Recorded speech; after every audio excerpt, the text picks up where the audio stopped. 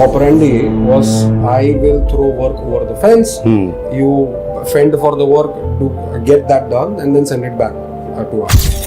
Past times when you were as an employee, now you have founded a company and you have seen the both side of it, right?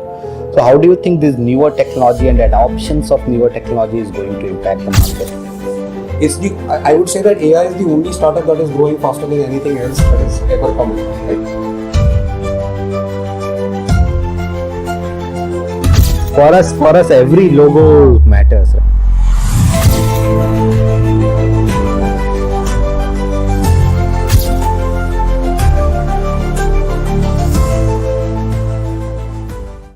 All right, so it's a great day again. We are back with another episode of Datapedia, and I have one of very prominent leader in our community, a great friend, Mr. Trushit, has been fundamental with setting up a lot of GCCs, not only in an Indian market, known as a leader in North American market, and currently is covering South Asian market.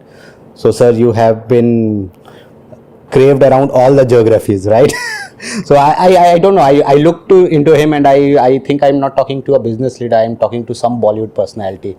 So I don't know. Audiences can say more about it. But sir, pleased to have you here, and great if you can brief a little bit on your side and a small introduction around. Yeah. So thank you for inviting me. I'll start by saying Namaste, Swadikap, Kemcho.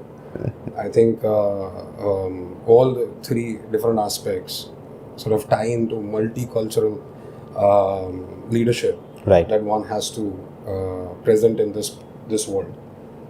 I think you alluded to me as a leader. I would sort of stay away from that word. Okay. I would potentially say that I'm an anchor, right, backed by and driven by a phenomenal team, which effectively drives the results. Very beautifully said. So leadership is a heavy word. Let's not use that. I'm super grateful, right, extremely appreciative of the work that you have put in this space. I think now is the time to sort of have authentic, very contextual conversations, correct, which not only helps fellow leaders, fellow anchors, but I think as an industry as a whole. I think this also has an opportunity for mid-market managers to effectively see themselves as somebody who's a leader, but I would add as a servant leader. So then I think I'm circling back to the fundamental question that you asked. The GCC growth, right, is driven by having a servant leadership mentality. So that's number one. Right. GCC, for the audience who sort of doesn't know the acronym, and I suck at acronyms, right, is Global Capability Centers, yes, which in some cases is also attributed to sort of scaling one side of the business, which could be an R&D, scaling entire business and replicating that and building a center of excellence in a different geo. So one does not offset the other, one augments the other. All right. So that's sort of the premise of GCC. I have been extremely fortunate and lucky to have been getting an opportunity to be part of GCCs. Right.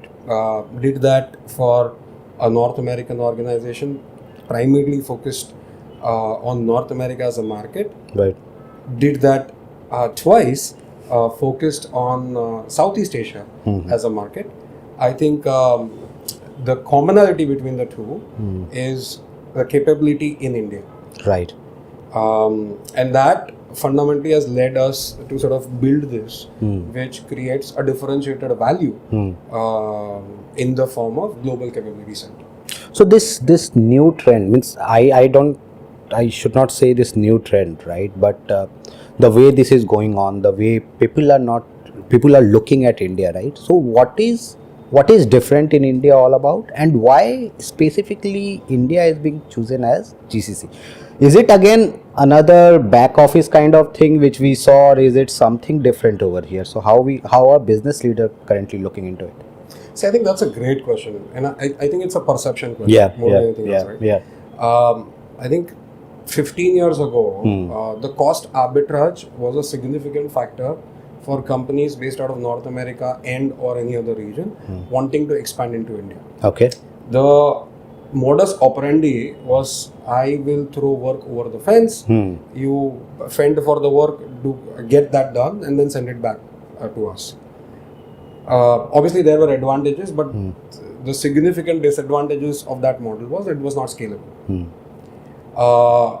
Second thing that has happened in India. So when you say scalable, it does mean expansion at vertically or horizontally. How means on the technology side we go and expand, or it was just about people, or the mere manpower labor thing was involved to it. So I think another great point. So think of it like you have a pyramid. You have leadership. You have mid-market leaders. You have thought leaders. You have subject matter experts, and then you have doers who would execute those things.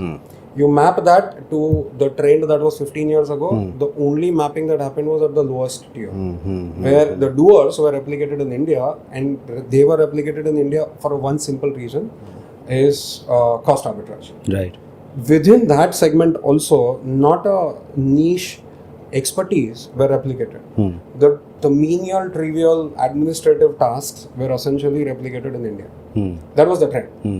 I think what has changed fundamentally over all of these years is 4 or 5 things. Right. One is India has pushed the skill development at an unprecedented level. Right. Now, what has transpired out of that is a large skilled talent pool in India at all stages. Second thing that has happened is there is a large foreign direct investment that India on its own got into India, which meant that there is no sort of dependency on somebody giving us the work, generating dollar as a currency revenue. India can potentially do it by themselves. Right. Third, that sort of helped was that there were a lot of push for incubation and business development, which meant that we were sort of gone from the doer mentality to get the business and get it done kind of a mentality. Now, which is a completely different perspective in the tech space. In non-tech industry, that was always the trend. In tech, now that trend sort of extrapolated. Fourth is, even within that cost arbitrage play, the dependency of metros pulling out talent has substantially reduced, and in turn what has happened is tier 2 and 3 cities, I would say, even further, the infrastructure push by the government as well as private sector has been phenomenal. Now, when I say infrastructure push, is obviously you talk about the connectivity, the internet speeds, the accessibility to the applications. Club that with the accessibility to the market, club that to the skill development program, and suddenly you have a skilled resource pool ready to effectively work hand in hand at par and not be inferior in any way, shape or form to work with the world. Now, coming back to the pyramid analogy, now you are able to sort of map each section of the pyramid to the each section of pyramid in India.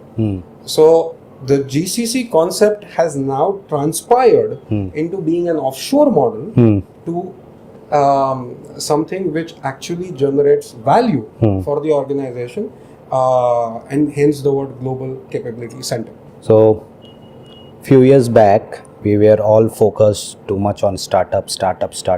India is a startup nation, startup country and all. And suddenly from this year we are hearing a lot about global capability centers and all, taking the work from all on site or North America, US, getting all to bring all those work, gets bigger things. And then there was part of innovations and all, which we were usually talked about. Okay, you do your work as an audience, think about doing something small and start something, innovate something and all. So where do we draw the line as a country? What do you think is the right perception for us? Taking just or offloading just the work, or it is more about innovation, or how do we draw that line in between? And where as a young country, right, as a young population, our focus should be? Is it just about getting jobs in GCC, or again it's about the push which governments are doing towards startup and building that startup culture, bringing innovations here? So how do you take that?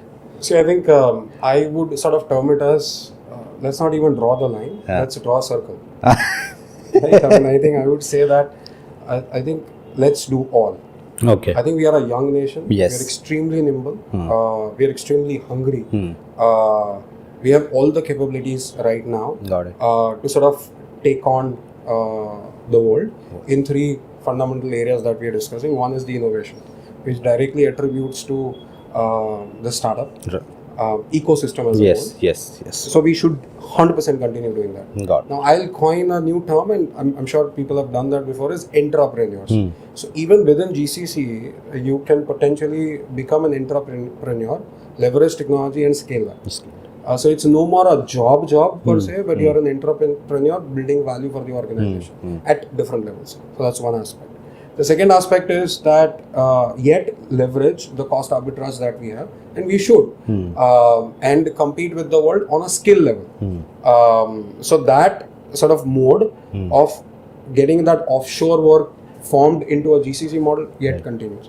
And finally, I would say that GCC model is not limited to North America, mainly US or Canada. I think the world has expanded. I think we were sort of looking at some of the data right now.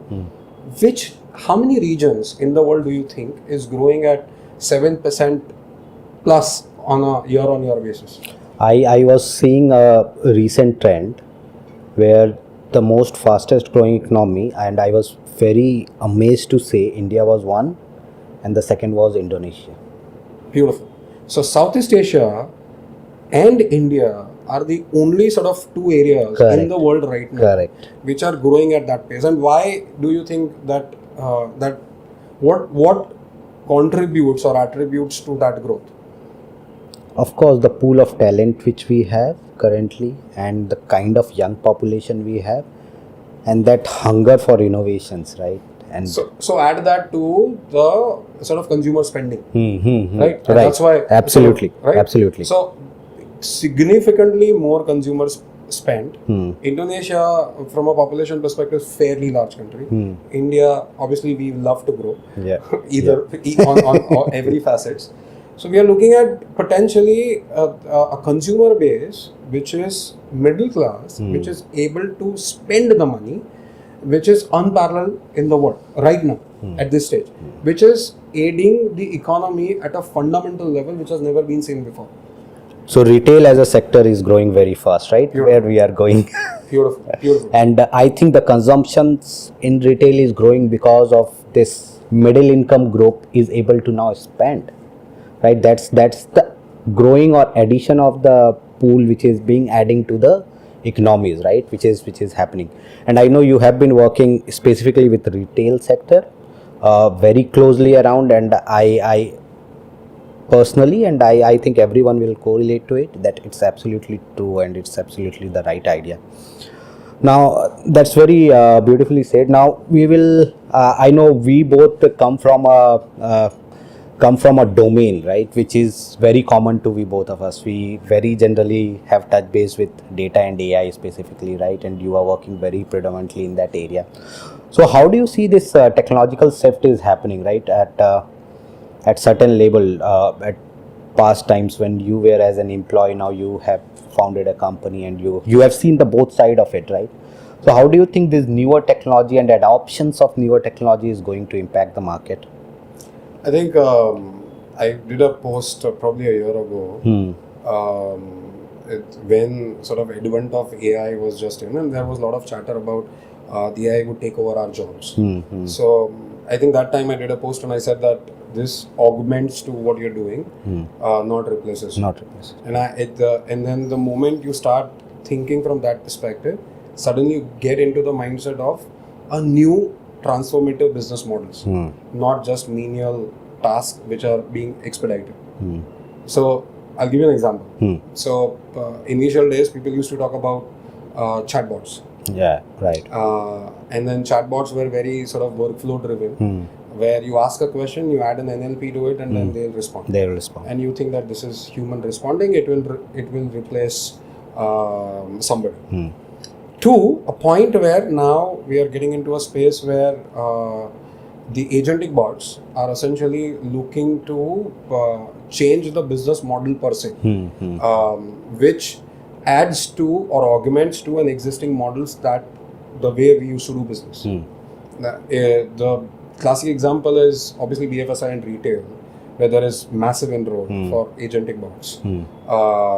And see, the technology, the way I see it is that what is the outcome of it? What does it actually do? I mean, Is it adding a value or not? It is just people are spending because some jargons has come in and everyone started jumping in it. Is it a FOMO? The new word, I'm an old guy, but the word that I learned.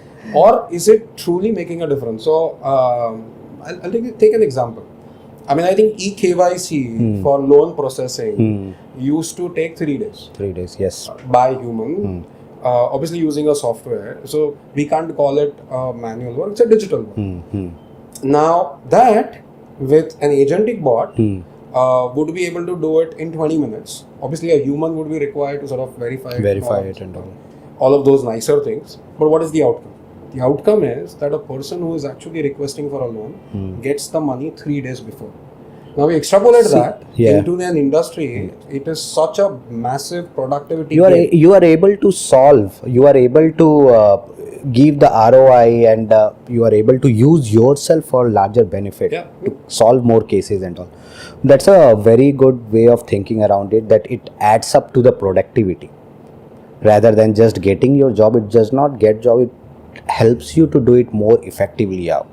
So I'll add one more flavor to it. See, one is that the way AI has been looked today, I mean, I think not a year before, is from a productivity gain standpoint, there's a significant upside with sort of quantifiable ROI. So it's a no-brainer investment into that technology. The other side is, does it actually augment the revenue? See, because we have been very, very transactional till this point. If we use AI to the benefit of generating an additional revenue stream for the business, that's an even bigger game changer for the industry. And I've seen multiple cases already being in place at this point of time. I'll give you examples of both. Okay. One example, since we are in a studio, I'll try to take an example of where this is being sort of offsetting and changing the model. AI photo shoot has been making inroads since last 6 to 8 months, and people are sort of honing their language models and all of those nice things around it. I think the technology has reached to a point whereby you necessarily do not need a model, you do not need logistics, you do not necessarily have to sort of wait for all of that to happen to take a picture and then eventually put that onto e-commerce platform. This has transformed a true value, which is time to market. The time to market for a product or a SKU data, which was 4 days as an example, a best case scenario, is now 20 minutes. Now, when it reaches to 20 minutes, you have an opportunity to sell that product for 4 more days than before, which is a massive game changer for the industry, where the whole game is based on how fast can you dish out the product content onto your digital sort of so I was part of some of the product information management implementation, right? So one of their prime use cases used to be ready to shelf. So they wanted to put certain things on the shelf, but how ready it is to be there and how faster it is to be there and how you are helping it to sell out faster, right? That was one of the major use cases. Now with AI coming into picture, you are doing these things a lot faster. You are bringing more products on the shelf now, which will help you grow also. So that's how this industry is changing. I absolutely align with your idea. Now one challenge which now I see should be a growing concern or will add to a growing concern is just ऐसे सोच रहा था मैं एक दिन बैठ के कि we invented oil, right? When we invented oil, we consumed it and all, and suddenly it started polluting the world. It came about, now we started talking about sustainability, ESG karo, add carbon points and all that. So it was never thought that we will come to at this stage when we have taken a step at that point, not thought how we are going to control it, and we came to the day today where we are asking industry or penalizing industry to control it. We talked about data, right? The data evaluation and all, which is still growing, but now the compliances part of it has geared up. Every country is very serious about it. Started with GDPR always, right? Then US have their own laws. India now came with their digital protection law, and then I think Southeast also will have something, right? And Middle East also is very much booming and taking control of it. Now we did not think about it when we started inventing it. Now AI is the time, this is the time where it is going, models are being created and everything, left, right, center, everyone is doing POC. So how do you take it? Grows to a certain level, agentic grows to that level, and then you bring compliances, bring all those churn amount of spend, or is it the right time we should also talk about AI compliances, solving through governance, AI governance, and all those parts, specifically in retail industry, right? How is it going to impact? So I'll tell you a funny story. So we hosted a roundtable with the who's who in the retail space in Southeast Asia. We've done that before in North America also. And I think the conversation was towards that, are you ready for AI? Right? So I think the way I see it is that response is that you and I are ready. The board of those retail organizations is ready. The CXOs are ready. The infrastructure is ready. But guess what? Who's not ready? Data. That's it. Now, if the data is not ready, the statement is extremely deep. Yeah. And that sort of made us think during that roundtable where we said data is not ready in terms of multiple facets. The first facet is data ready to be fueling the AI models? That's a very tactical sort of first step because that drives everything. And people make the mistake of, because AI is the new buzzword, let's do AI, but their data is effectively all over the place. So you have data engineering services and governance models around it to sort of make that in place. Second facet of that is, are we really taking care of the data from a compliance perspective? Is that data ready for future? Yes, right? And that sort of led to a conversation where is there like a centralized policy global towards data? And I'm not talking about the tactical governance mechanism. Because in retail, I see a lot of customer data also gets acquired, right? Which is very personal to a person, and can be misused at very large scale, I guess. We do talk about financial institution and all this, but I think retail as a sector also has a very lot of PII data which is there. So massive impact. Massive impact. Massive impact. So I think one of the things that is happening in Southeast Asia is, I'll give you anecdotal numbers here. The retail industry at this point of time, the total TAM in Southeast Asia is close to $120 billion. Thailand effectively contributes $19 billion. The sector is growing at 15% CAGR, which is unprecedented, right? Yes. But it is projected to be $200 billion by 2030. Now, the moment you hear those numbers, there is enough and more data that is also growing, ballooning behind effectively that growth.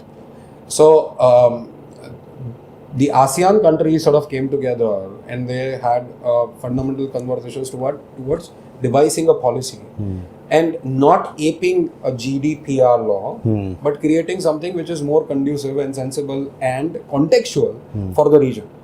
Yeah, that's a very, means I was speaking to one of the co-author of DPDP Act, and he told, I cannot just go and copy GDPR and put in a country like India. India is a very sensitive market. They have the economy is just boosting. The startups has just come in, and now I will come and tell them that someone has complained, you pay me 250 CR. As a country, you are almost disheartening a lot of fresh brain who is investing a lot of money, young people money who has put in, and all those things. So compliances now needs to be thought around country, not just a copy paste around it.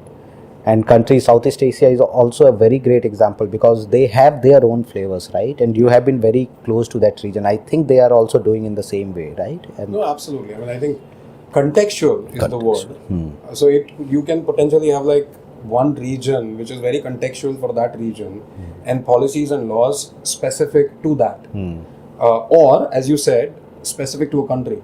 Now, if you open up Southeast Asia, each country is very, very different than the other. Although we tend to say Southeast Asia is one region, Malaysia operates differently, Indonesia very differently, and Thailand has its own sort of flavor to it. Apart from the smaller countries, these are the three primary economies in that region. Whenever you say Thailand, my mind goes off that how as a country we are, means the perception of Thailand is very different. And when we talk to each other, we understand it's not about that perception, but the tech economy, the retail economy, all are very booming, and those countries are also taking this as part of it.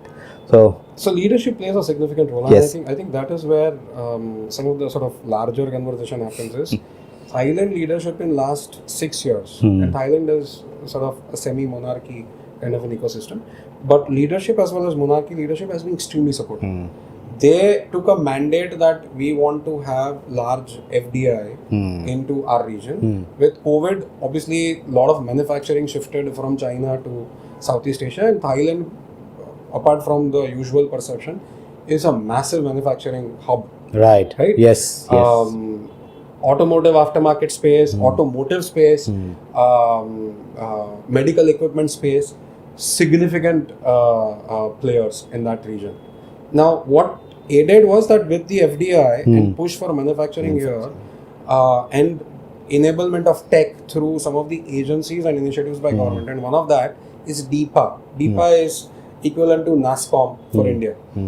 So that body is responsible and accountable to make policies which you, as you said earlier, conducive for the region, but it should not put brakes.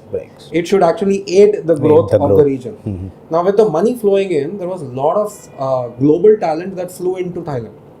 Now, what happens is then you suddenly get varied perspective in an economy which is booming, right? And suddenly you have a consumer base which is spending more money than 5 years ago.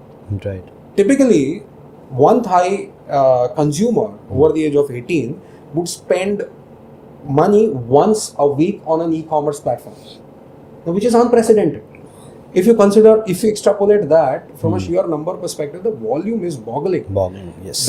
It's like this, right? I mean, I think I was talking to somebody that they say that India is a large market. Sure, it's a large market. How much of that is an actual TAM? How much of that is actually digitally native and is spending money? Right. Versus you look at a country like Indonesia and Thailand, I think 90% of the consumer would buy once a week digitally, which gives you, and which obviously opens up sort of a lot of facets and a lot of augmented industries in that sector. AI is sort of tying all of that Right. Right, at this point of time, backed by data, obviously. So very tech driven, right? Very tech driven. Yeah, that's great thing. Means we think about these countries as very conventional, but they do not understand these are very tech driven countries. They are not pure about brick and mortars, right? They are very tech driven. So how is this space growing over there with AI space coming and all, and how in that country it is adding up to the retail sector specifically? It is just about a concept, or it is really solving the problem, and what it is more about, structured data, unstructured, what is the country more about? If you have been very closely working with this country, and you have worked in a mature countries also, right? A very mature economy. Right. So where do you say it's shaping up? Sure. I think the advantages of sort of working in a growing economy is that you can potentially contribute towards the areas of policy and growth. The advantage of working in a matured economy is that you learn a lot in terms of the sort of mechanics of how this needs to be operated. God has been kind. I've been fortunate to sort of work in both those sectors. Two areas I would say, and I would specifically give you with an example, Right. so that I mean, I think we can further the conversation. While and AI there has been a sudden surge. I would say that AI is the only startup that is growing faster than anything else that has ever come in, right? Till today. Absolutely. So something that you see last month is now transformed this month. Transform.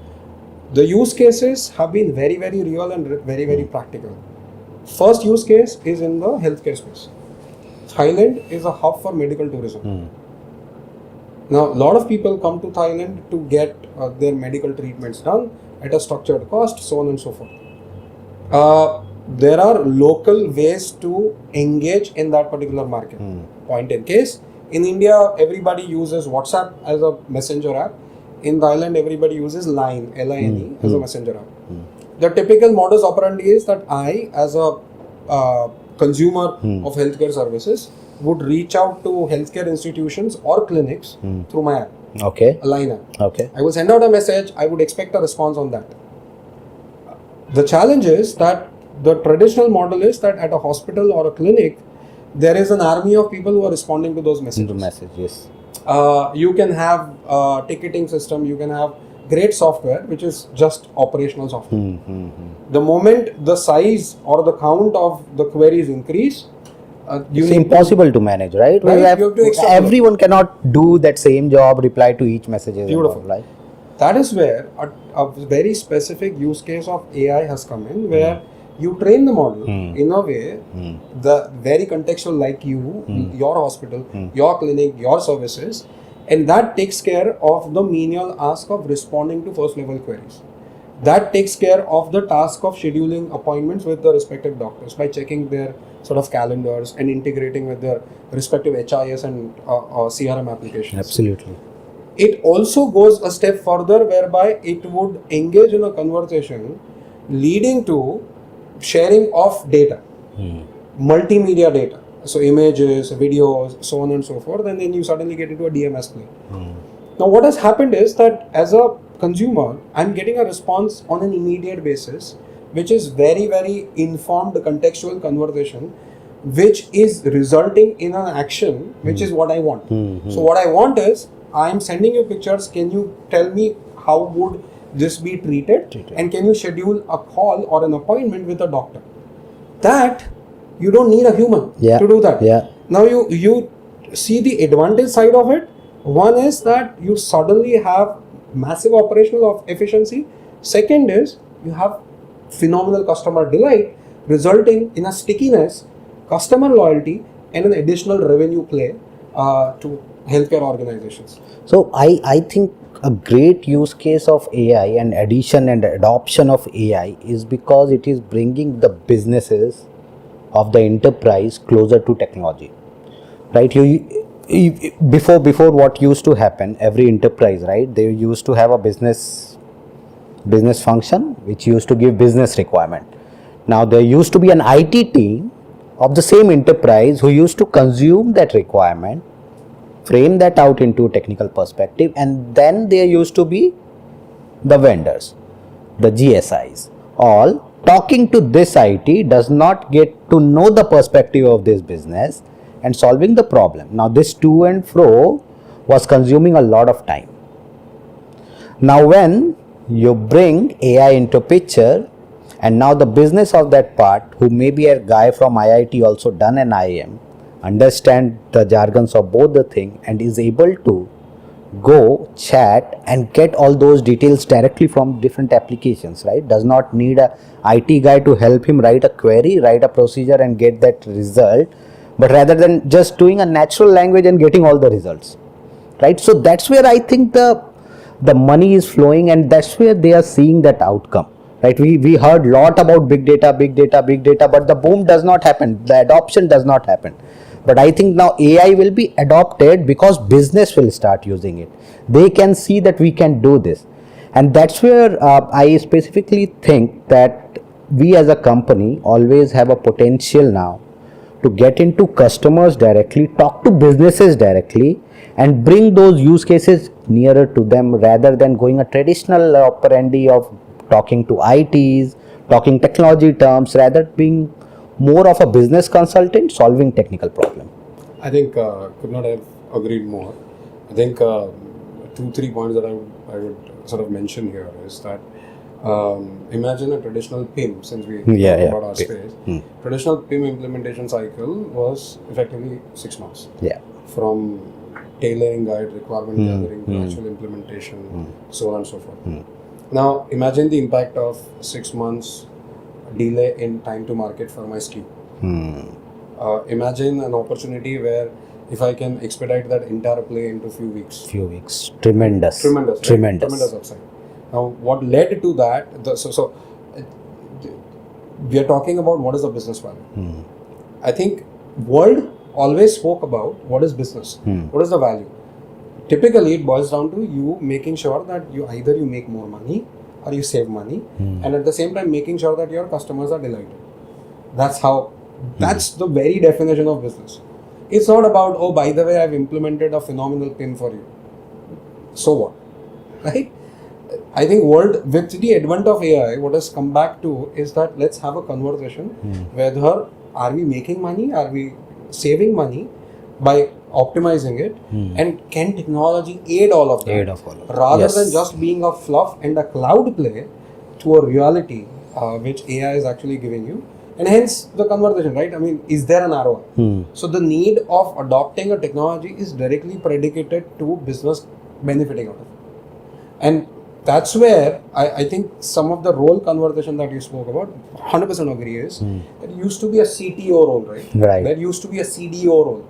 Now CTO used to manage your internal infrastructure, cables and servers and so on and so forth. You don't need that. Not that. Right? So the role is redundant. Doesn't mean that the CTO is redundant, no. What it means is that CTO needs to sort of do multiple hats now, a CDO, and dare I would say that a CBO also, Chief Business Officer also. Because now your business is to save money for the organization and providing the best sort of path for your organization internally. Hence, you are wearing a multiple hat. Right. And CDO is also playing a very important role, because what usually it's simple PIM implementation, right? We go to enterprise or we go to a big chain in Australia, let's go and talk about it. Okay, what you have to do, we have to master the data. Okay, whom we have to speak? So there are 5-6 sources, right? Data is scattered. Now where do I go and talk? Who is the centralized person whom I should talk to know? Because their sources also does not know what kind of data they have. That view was completely missing. So in an organization, specifically when you are dealing, specifically in retail sector, when you are dealing so much of source data, each system, all these, CDOs also comes into perspective or play a very important role, because he actually knows where and what system augments all those data and can be mastered, or plays very important role in marketing and sending those comms, right? So that targeted comms can be done. And now this AI comes into picture, searches everything, gets all those materials and helps you transform all those things. So CBOs, CDOs now has become, rather than being a traditional CTOs and CMOs, right? Those roles are being transforming into this. So I guess that's a very, very true point which you have brought in. So very insightful. I think that also adds, one significant factor is that the traditional way of selling enterprise applications has actually gone upside down. Okay. And what I mean by that is that I think we going to a customer and saying that, we will come and implement PIM is no more an enticing sort of value proposition. What is enticing is that we will come in and we will take care of your digital transformation journey with data which gives you A, B, C as outcome. What it does is that you suddenly get into a play of working with data itself, and that's where who's the Spock, single point of contact that you need to reach out to sort of have that structured, unstructured data, create a data lake, put some sort of analytics into it, ingest that data. And by the way, to ingest that data, we need a PIM. So PIM is not the primary play to sort of, okay, give me PIM. This route gets data into PIM, but the outcome is, can PIM syndicate that data to the retail channels that I'm using at this point of time, at the speed and at the scale that benefits me. No, almost real time, right? Now I don't think it's a world where you can do batch and all those things overnight. Data will sync and over. People every day needs transformation. Every minute they need transformation. Even in website, I need to refresh it every minute to see the latest news. Right? I am bored with the next. Give me the latest news. So, yeah, the real time thing of it and bringing things faster. So एक और चीज़ था I was thinking of talking to you right so we both sit in a space I know you come from your background specifically has been with larger organization right and currently we are sitting where we have seen that larger world but now specified world specifically with boutique because there was always GSIs right and there was a world where we worked with GSIs and we have seen the framework how the operandi was right so we were trained at certain technology the project was there we will just picked up it doesn't matter whatever you were trained you will thrown to a project you add value don't add value does not matter you have a billing you are running your EBUs and all what they used to call and like how the market has now with you into picture sir in the market currently and we as an organization also focused very nichely into a specified domain let's say we are solving data and AI problem and we are solving it through we have specialized through a perfect tool we have found out a tool that okay we'll pick this up because this is my where I can really go and solve the problem and we also have other tools in the market which I personally cannot train and I cannot give that quality so I augment with you and give the same amount of benefit if that tool is being used right and that how we as a boutique firms have that partner ecosystem which we have created rather than a GSI format it just picks up rather than we are a boutique firm we know we do very good with Informatica and I have that capability to bring 100 Informatica resource in my capability center and bring all those values rather than being in GSI where you train them on a Java just put them into ask them to learn the tool and do things and all so where do you think currently we are sitting and how the world is looking to us you have transformed to all countries now so कैसा लगता है where we are going we are doing things right we are just fearful around how this space is gonna be so first I would say you guys are doing phenomenal I mean I think you have set standard to be an inspiration to many young entrepreneurs as well as many boutique firms or aspiring to be a boutique firm. Coming from you as a leader, sir, is serious, great. I Means would say that's a great compliment we can get. You have very strong leadership and a phenomenally strong team. Thank you. So let me take the conversation from there itself. What does that mean? It means a great set of people coming together to solve a customer problem. You compare that to a GSI. What is the value proposition? I'm an IT service company. So I think the fundamental difference between while as a consumer I'm going out to purchase or partner, one is saying that I am able to solve your problem, which I by the way understand your problems, which maps to my real problems, and then I'm dealing with another set of people who are saying that yeah we do IT services. What are the chances? What are the odds of who's being picked, right?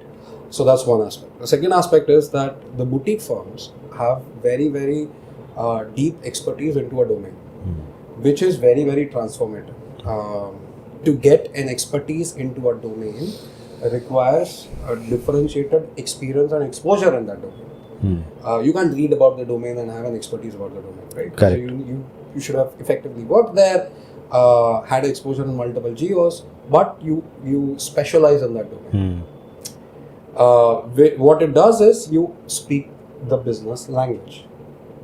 Yet you are an IT company, you speak the business language. I follow Aqua Orange and I have seen specifically with retail domain, right? They are doing phenomenal. You guys are doing just awesome work. I get to learn lot of jargons, lot of things happening in what is happening here through your channel or through your podcast and all. So that specificalization of the space is just not about publishing something picking up somewhere and but going deep around that vertical and bringing all those sectors together, right? It's so that's where I see great job you are doing so for that particular domain. And yeah, so that's where we wanted to collaborate from each these partner, right? And see how we can add value to a specific set so that customer actually gets benefited of it. It is just not about IT augmentation we are doing.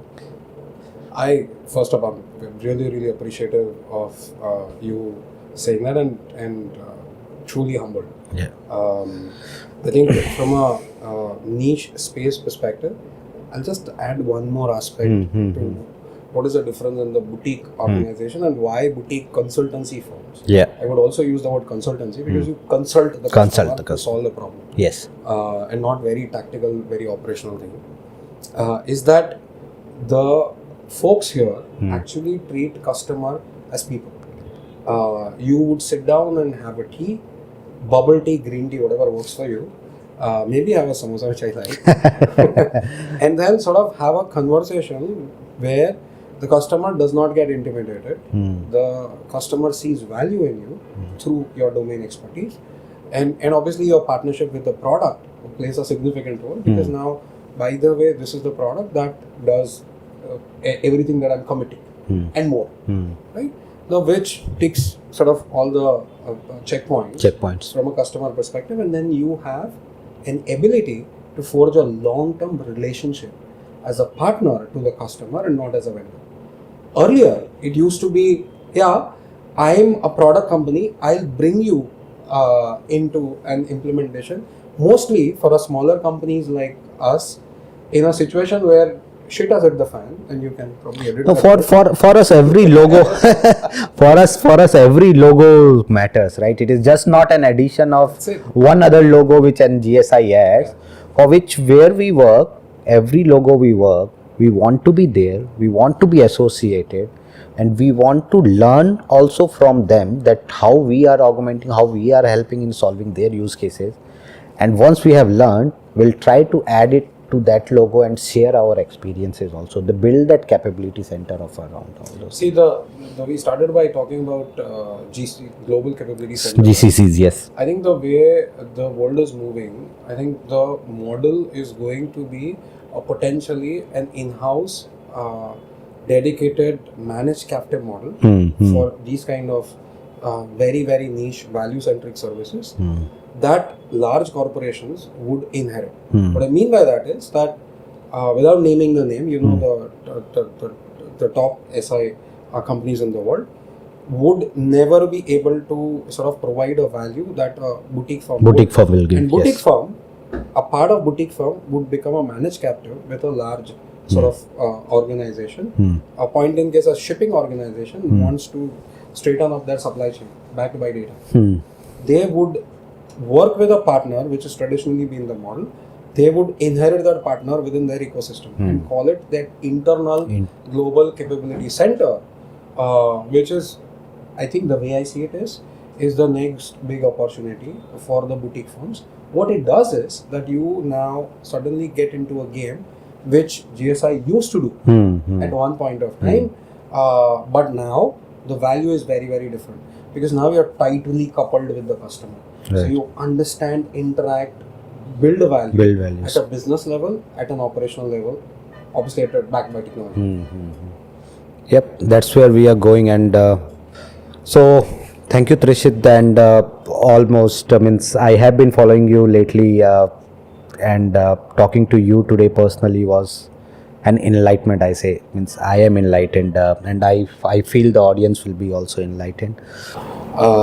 I would close by saying that Swadikap Namaste Kemcho. Keep following us, keep encouraging us. Aqua Orange is not on a mission. Aqua Orange is effectively want to be a partner of growth. Learn from you, learn together, and hopefully do business together, because at the end of the day, Dhando matters. Thank you. So it's great to have, and we will catch you up for next episode of Datapedia. Please tune to it.